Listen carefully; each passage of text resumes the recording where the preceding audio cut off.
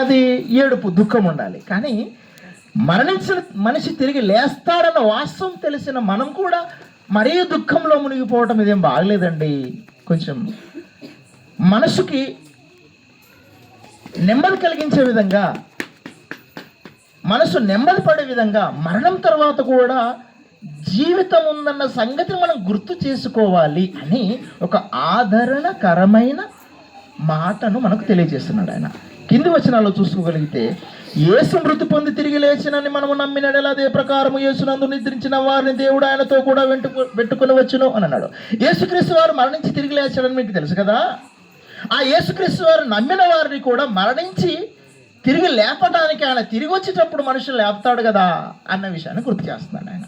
తర్వాత మేము ప్రభు మాటను బట్టి మీతో చెప్పినదేమనగా, ప్రభు రాకడ వరకు సజీవులమైన నిలిచిండు మనం ధరించిన వారి కంటే ముందుగా ఆయన సన్నిధిని చేరము. ఆర్భాటముతోను ప్రధానతోను శబ్దముతోను దేవుని బూరతోను పరలోకము నుండి ప్రభువు దిగవచ్చును. క్రీస్తు నుండి మృతులైన వారు మొదట లేతరు అని రాయబడింది. అంటే మరణించిన ప్రతి మనిషి కూడా తిరిగి లేస్తాడు. అది ఎప్పుడు లేస్తాడంటే యేసుక్రీస్తు వారి తిరిగి వచ్చినప్పుడు. యేసుక్రీస్తు వారు తిరిగి వచ్చినప్పుడు మరణించిన ప్రతి మనిషి కూడా తిరిగి లేస్తాడు. ఆ విషయం మనకు తెలిసి ఉండాలి కదా. ఒకవేళ ఆ విషయం తెలియకపోతే ఏడవాలి. కానీ తిరిగి లేస్తాడు మనిషి అన్న సంగతి తెలుసుకున్న మనం, క్రైస్తవులుగా ఉన్న మనం, కొంచెం దుఃఖాన్ని ఆపండి, మీ మనసుకు ఆదరణ కలిగించుకోండి అని చెప్పాడు ఆయన. ప్రియమైన దేవుని వాళ్ళారా, దేవుడు రాయించిన ఈ మాటలు మనం చూసుకోగలిగితే, అంటే మరణం తర్వాత మనిషికి శాశ్వతమైన బ్రతుకు ఉంది అన్న సంగతిని ఆయన గుర్తు చేస్తున్నాడు. ఇంకా మాటలు చెప్పాలంటే కొరింథీయులకు రాసిన పత్రికలో మరికొన్ని మాటలు చెప్పాడు. ఒక విత్తనాన్ని గురించి మాట్లాడుతూ, ఒక మనిషి, ఒక రైతు పొలంలో పొలంలో విత్తనాలు విత్తాడు కదా. విత్తిన ప్రతి విత్తనం కూడా అది తిరిగి మరలా లేస్తుంది. అంటే చనిపోతేనే తప్ప విత్తనం తిరిగి లేవదు కదా అని అంటాడు. ఒకసారి ఆ మాట కూడా చదువుకుని ముందుకెళ్దాం. ఎన్నో పత్రిక? కొరింథీయులకు రాసిన పత్రికలోని మాట, మొదటి పత్రిక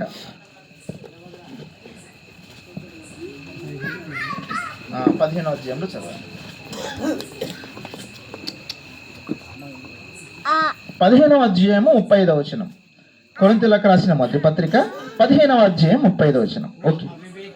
అయితే 35వ వచనం. అయితే మృతులు ఎలాగు లేతురు, వారెట్టి శరీరంతో వత్తురని ఒకడు అడుగును. ఓ అవివేకి, నీవు విత్తినది చచ్చితేనే గాని బ్రతికింపబడదు కదా. నీవు ఉత్తిదాన్ని చూడగా అది గోధుమ గింజైనా సరే, మరి ఏ గింజైనా సరే, వట్టి గింజనే విత్తుచున్నావు కానీ పుట్టబో శరీరమును విత్తటలేదు కదా.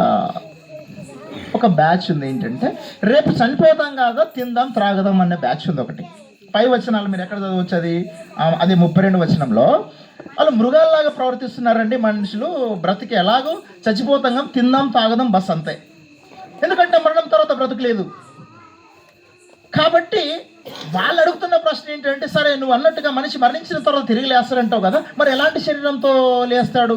మట్టిలో కప్పెట్టిన తర్వాత ఆ శరీరం అంతా మట్టిలో కలిసిపోతుంది కదా, మళ్ళీ ఎలా తిరిగి లేస్తాడు అని వాళ్ళు అడుగుతున్నప్పుడు, మరణం తర్వాత ఉండబోయే జీవితం గురించి మనం ఇప్పటి వరకు ఏ పండగ, ఏ పబ్బం చేసుకున్నా కూడా బ్రతికున్న జీవితం గురించి మనం మాట్లాడుకుంటాం. కానీ దేవుడు కొన్ని సందర్భాల్లో మరణం తర్వాత ఉండబోయే జీవితాన్ని గురించి మనకు పరిచయం చేయడానికి, ఆ సారాంశాన్ని, ఆ విశ్లేషణ, ఆ వివరణ ఇవ్వడానికి దేవుడు ఎన్నో సంగతులు రాయించాడు. వాటిలో ఇవే కొన్ని మాటలు. 32వ వచనం.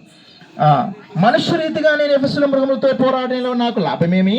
మృతులు లేపబడని ఎడల రేపు చనిపోదుము గనుక తిందాం త్రాగుదాం. ఏంటట? రేపు చనిపోతాం, ఎట్లాగో లెట్స్ ఎంజాయ్ అని అంటుంటారు కదా. అంటే ఎలాగో చనిపోతాం గనక తిందాం త్రాగుదాం. రేపు చనిపోదాం గనక తిందుము త్రాగుదము. మోసపోకుడి దుష్ట సాంగత్యము మంచి నడవడిని చేర్పును అన్నాడు. అంటే ఈ లోక మాయలో పడి దుష్ట సాంగత్యము మంచి నడవడని, అంటే ఒక మంచివాని ప్రవర్తన కూడా దుష్ట సాంగత్యం చేర్పిస్తుంది.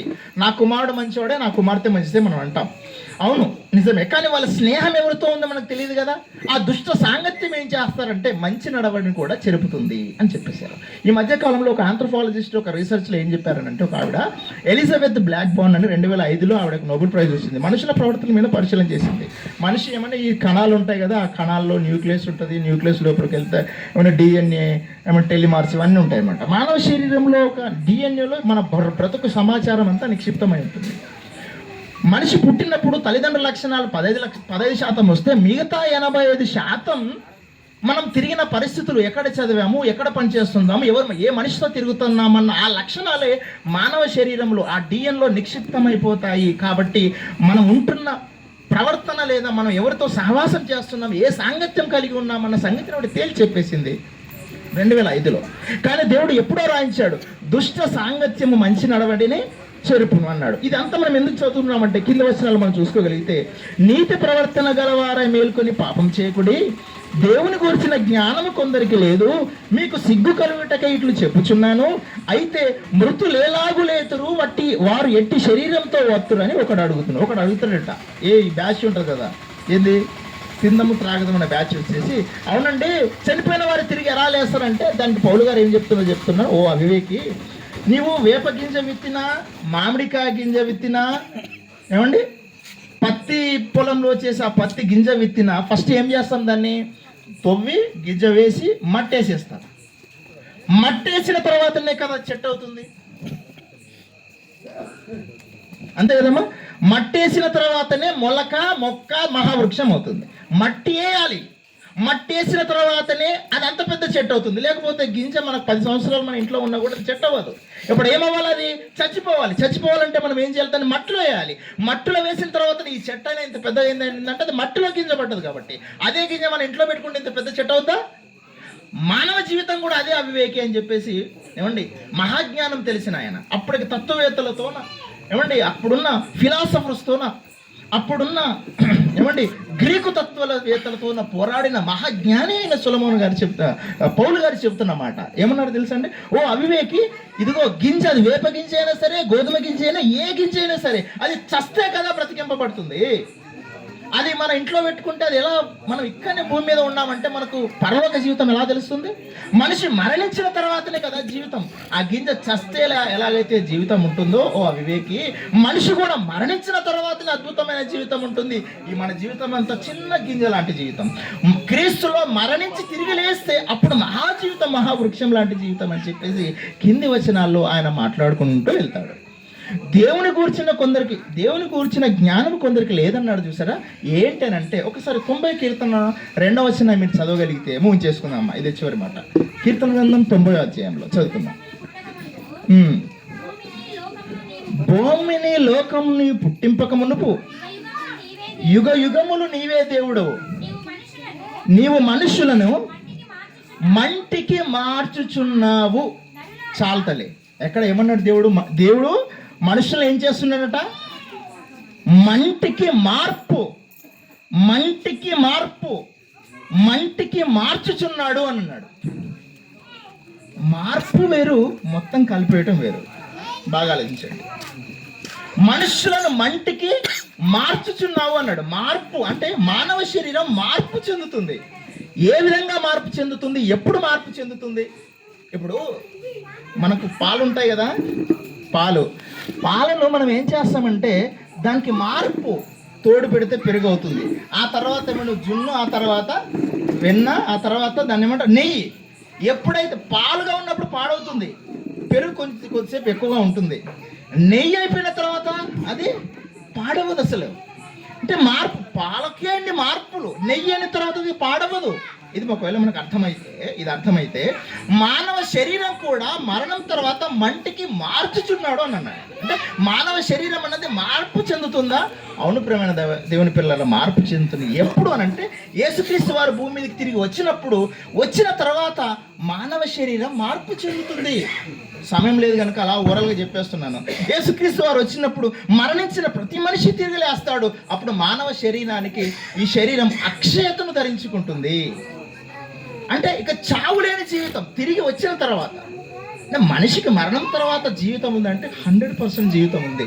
ఆ మధ్యకాలంలో ఒకతను రీసెర్చ్ చేసిన ఇజ్రాయెల్ ఏంటంటే ఒక విత్తనం అట, ఆ విత్తనము ఏమండి 2000 సంవత్సరాల కింద ఉన్న విత్తనం అట అది. దాన్ని తీసుకెళ్ళి మరలా ఏమండి మట్టిలో పెడితే తిరిగి చెట్టు అయిపోయిందట. అంటే ఏ విత్తనం కూడా తిరిగి లేవటానికి టైం పడుతుంది. మనం తాటి చెట్టు ఉంటుంది కదా, తాటి విత్తనం వేస్తే తిరిగి రావడానికి 6 నెలలు పడుతుంది. జూడాన్ పామ్ సీడ్ అని చదువుకునే పిల్లలు చూసుకోండి ఒకసారి.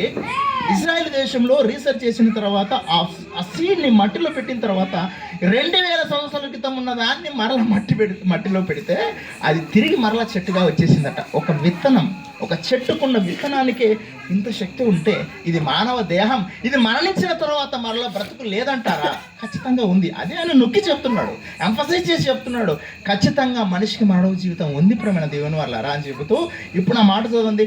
సహోదరులారా, నిరీక్షణ లేని ఇతరుల వలె దుఃఖపడకుండా నిమిత్తము, ఈ విషయం మీకు తెలియకుండా నాకు ఇష్టం లేదు. ఈ విషయం తెలియాలి. మరణం తర్వాత మరొక జీవితం ఉందన్న సంగతి మనకు తెలియాలి. ఇదే మన ఆత్మీయ జీవితానికి ఆదరణ అని చెప్పాడు ఆయన. ఈ మాటల ద్వారా మనం ఒకరికొకరు మాట్లాడుకుంటూ మనల్ని మనం ఆదరించుకోవాలి అన్న విషయాన్ని ఆయన మరలా గుర్తు చేశాడు ప్రేమ దేవుని వల్ల. ఇదిగోండి ఏమండి, దేవుని గారు మరణించిన, మామయ్య గారు మరణించిన, మరలా క్రీస్తులో బ్రతికిన ప్రతి వారి జీవితం కూడా తిరిగి లేస్తుందని దేవుడు ఎన్నో విషయాలు బైబిల్లో రాయించాడు. ఈ విషయాలన్నీ మీ హృదయంలో ఉంచుకుంటారని నేను నమ్ముతూ మరి ముగించేస్తున్నాను. కళ్ళు మూసుకొని ప్రార్థన చేసుకున్నాను.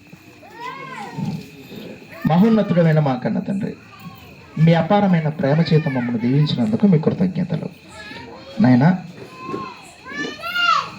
మీ కుమారుడు అలాగే నాయన మా మామయ్య గారు మరణించిన విషయం మీకు తెలుసు తండ్రి. అందున విడవబడిన ఈ కుటుంబంలో ఉన్న భార్య అలాగే తండ్రి, కుమారుడు, వారి సంతానం, వారి అన్నా తమ్ముళ్ళు తండ్రి, వారి కుటుంబాలందరినీ కూడా తండ్రి మీరు పరసంబంధమైన దీవెనల చేత ఆశీర్వదిస్తారని అనుకుంటున్నాను. కన్నా తండ్రి, వారికి ఇవ్వవలసిన ఆత్మీయ ఆదరణను మీరు కలిగిస్తారని, వారికి మంచి ధైర్యాన్ని బ్రతుకు విధానంలోనైనా చక్కటి ధైర్యాన్ని మీరు అనుగ్రహిస్తారని నమ్ముతూ తండ్రి, చేరి వచ్చిన ప్రతి బిడ్డ యొక్క జీవితాన్ని తండ్రి అలాగే తలదించి తల వంచి ప్రార్థనలో పాల్గొన్న ప్రతి బిడ్డ కుటుంబాన్ని, వారి తల్లిదండ్రులని, వారి భార్యా పిల్లలను అయిన సమస్తాన్ని తండ్రి మరి పరసంబంధమైన దేవుని చేత ఆశీర్వదిస్తారని నమ్ముతూ కన్న తండ్రి, ఈ సంఘాన్ని నడిపిస్తున్న పెద్దలు, దైవ సేవకులు అలాగే నాయన సంఘ పెద్దలు ఎందరైతేనైనా ప్రత్యక్షంగా పరోక్షంగా సత్యమైన క్రియలకు నైనా సహకారులుగా ఉన్నారో వారినందరినీ పరసంబంధమైన దేవుని చేత ఆశీర్వదిస్తారని తండ్రి, ముఖ్యంగా ఈ కుటుంబానికి ఆత్మీయ ఆదరణ కలిగిస్తారని నమ్ముతూ తండ్రి, ధైర్యాన్ని ఆ కుటుంబానికి అనుగ్రహిస్తారని తండ్రి ప్రార్థన. క్రీస్తు వారి పుణ్యనామమున అడిగి వేడుకుంటున్నాం మా కన్న తండ్రి.